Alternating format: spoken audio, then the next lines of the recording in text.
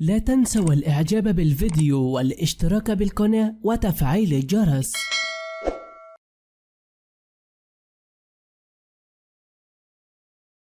تشييع جنازة المنشد الديني صاحب قناة قراميش رأفت عواد الذي هز مواقع التواصل الاجتماعي حزنا عليه، والحزن يخيم على أسرته وكل محبي هذا الشاب الجميل الذي توفي أثر حادث سير مأساوي في الأردن، وحزن كبير على الجميع، الشارع الأردني والشارع العربي، على وفاة الشاب رأفت عواد الذي صدم الجميع وأبكى الملايين وقت تشييع الجنازة المهيبة.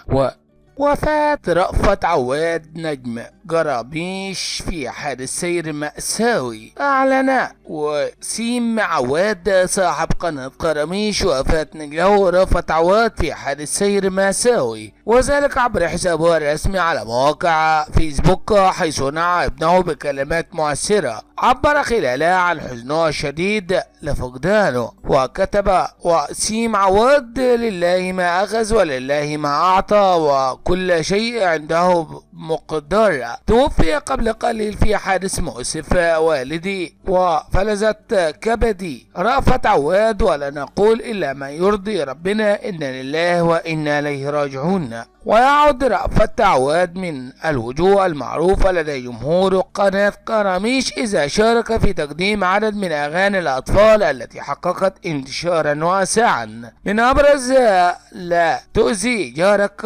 وأبو الشوارب وجروب العيلة. رحم الله رأفت عواد، إنا لله وإنا إليه راجعون.